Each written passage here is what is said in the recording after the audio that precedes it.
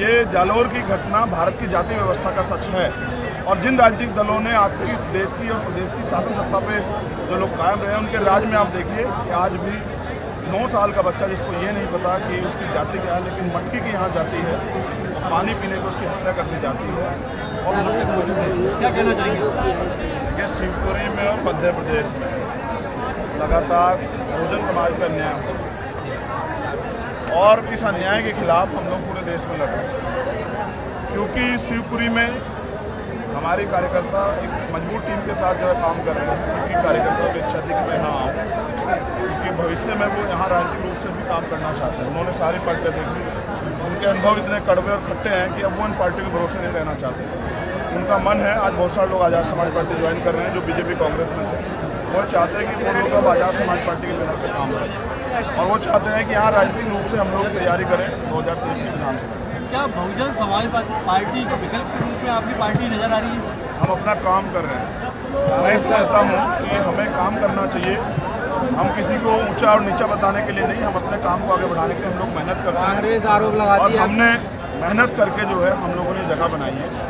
आज जो लोग आए हैं वो प्यार करने वाले, विश्वास करने वालों के लोग हैं, ना कि वो पैसे बुलाई। और वो बारिश में भी आए, आप उनका विश्वास देख सकते हैं कि वो इतने ठगे गए हैं कि वो आज़ाद समाज पार्टी पे भरोसा करते हैं, उनके कार्यकर्ता नेताओं पर भरोसा करते हैं। उनको विश्वास है कि इस पार्टी के जरिए मध्य प्रदेश में जो 90% बहुजन समाज के लोग हैं, जिनके साथ आरक्षण में अन्याय होता है, भर्तियों में अन्याय होता है, महंगाई बेरोजगारी पे जब कहीं अन्याय होता है तो कोई बोलता नहीं है, तमाम तरह से जो है ज़मीनें उनके पास नहीं, रोजगार उनके पास नहीं है।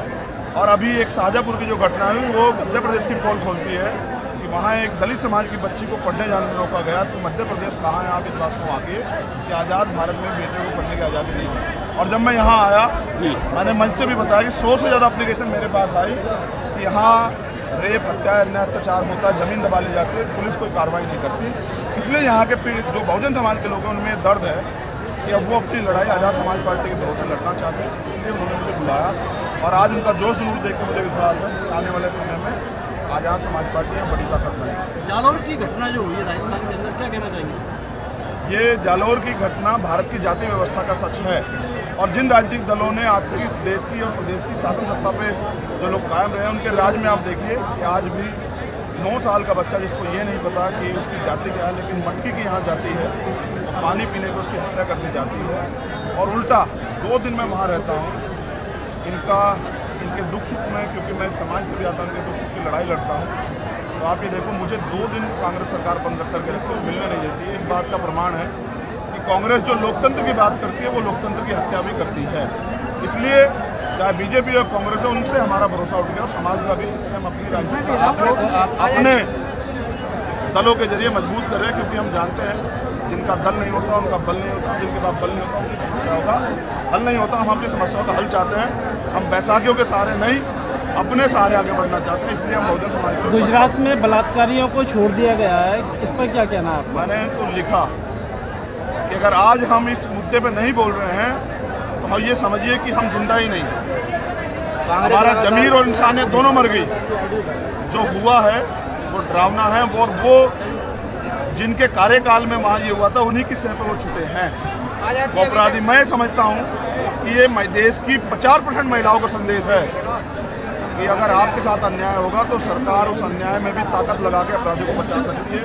मैं चाहता कि उन आरोपियों को, आरोपी नहीं वो अपराधी हैं, उनको दोबारा से जेल में डाल दिया जाए।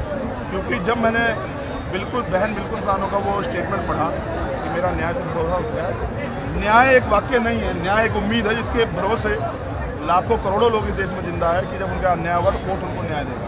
मैं ऐसी सरकार के ऐसे फैसलों का विरोध करता हूँ जहाँ वो अन्याय और समानता और विश्वास की जो का पैमाना उसको लांघ करते हैं। मुझे दुर्भाग्यपूर्ण है और ऐसा करना महिलाओं के खिलाफ एक बड़ा षड्यंत्र। मैं इसके खिलाफ। कांग्रेस लगातार आरोप लगाती है और भाजपा की बी टीम के रूप में काम करते हैं, भाजपा के लिए यहाँ भाजपा की सरकार बनी किनके सहयोग से, आप बस मुझे बताओ। और आप एजेंट की तरह बातें ना करो कि कांग्रेस के आरोप लगाती है, आप मुझसे बात करो। यहाँ बीजेपी कांग्रेस की सरकार थी मगर वो टूटी, किनके द्वारा टूटी? भीम आर्मी के द्वारा। वही एमएलए बीजेपी में थे कि बीजेपी की बन गई। आपको उनसे पूछना चाहिए कि अपने एमएलए को सोचें। हम यहाँ अपने बारे में सोच रहे हैं, क्योंकि हम इन सरकारों के भरोसे बहुत दिन क्या 2023 में आजाद समाज पार्टी पूरी सीटों चुनाव लड़ेगी? समय बताएगा। अभी तो हम अपना संगठन मजबूत कर रहे हैं। इससे पहले सिर्फ चुनाव लड़ना ही राजनीति नहीं होती। हमारा मुख्य एजेंडा है कि बहुजन समाज के मुद्दों को सुना जाए। इसके लिए बल की जरूरत है और बल के लिए संगठन की जरूरत है। हम संगठन आजाद समाज पार्टी से पहले बीएसपी के जो नेता खड़े होते हैं, लेकिन उनका विलय हो जाता है बीजेपी कांग्रेस में। जिनका विलय होता है उन्हीं से परेशान होकर आजाद समाज पार्टी को विकल्प समाज मांग रहा है, क्योंकि भीम आर्मी के लोग विलय वाले लोग नहीं हैं। ये तो समता समानता बंधुत्व भाईचारा और न्याय के लिए संघर्ष करने वाले लोग हैं। इन्होंने आज तक बिना दल के भी संघर्ष किया है, वोट नहीं लिए। अब ये पहली बार ये आए और सरपंच भी बने, जिला परिषद के मेंबर भी बने, यानी कि जनता ने गरीबों पे, नौजवानों पे भरोसा किया और नौजवान इस लड़ाई को लड़ने के लिए